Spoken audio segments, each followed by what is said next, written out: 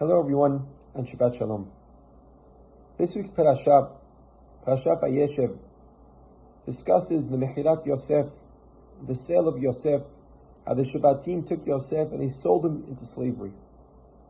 And this topic will be discussed in great detail over the upcoming Parashiyot. But it's interesting to look at where it all started. Before Yosef eventually made his way down to Mitzrayim, first he was sold to a group of Ishmaelim, traveling merchants. And what's interesting is where Pasuk tells us exactly what they were carrying at the time Yosef was sold into their possession. Pasuk says they were carrying nechot, utzri valot, good smelling spices, pleasant smelling spices. And the rabbis point out this was unusual. Usually traveling merchants were selling very foul smelling products, kerosene or tar, things that weren't pleasant to be around. So how could it be Yosef got the one caravan in the world that had nice smelling products? And the rabbis explain that Hashem was trying to show Yosef, yes, right now it may all seem bad, may all seem horrible. It seems like your life is over. But Yosef, smell the good spices. I'm right here with you. I'm along with you on this journey. This is not a punishment. Rather, this is going to be what's best for you and Am Yisrael. As we'll see eventually, a famine will break out. And your family will need to rely on you to sustain and nourish them. And without you being sold into slavery, this would never come to fruition. So don't worry about it, Yosef. I'm here with you. This is what's best for you. It reminds me of a story I heard a few years ago, about a woman. Her name was Mrs. Bernstein. And she was the wife of a world-renowned surgeon. And the story goes, she was once traveling down the highway.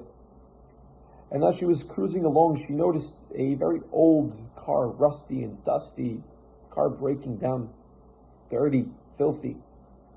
And the car was so dirty that the owner of the car was actually able to scrape into the windshield, the rear windshield of the car, for sale by owner, call whatever the number was. The car was so dirty, they didn't even need a sign to post it for sale. They were able to just scribble it out from the dust of the car. And for some reason, Mrs. Bernstein was intrigued by this, and she decided to call the number.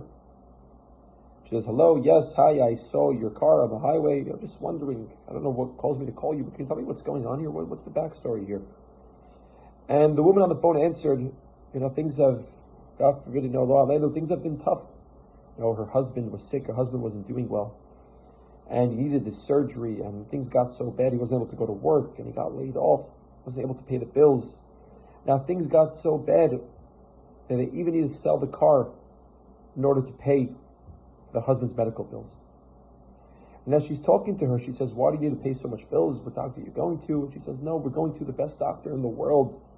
And in order to get the best medical care, we need to make sure that we sell the car in order to get the best treatment. She says, just curious, what doctor are you trying to get to? She says, I don't know, some doctor, Dr. Bernstein. She goes, wow, that's my husband. Don't worry about the bills, it's all on me. And I remember I heard the rabbi explaining this story. And imagine, what was his family thinking at the moment? God, what's going on? What's happening to us? Why is this happening? Look how bad things are. We need to sell the car. God is saying, no, things are bad. You need to sell the car because that's where your ultimate salvation is going to come from.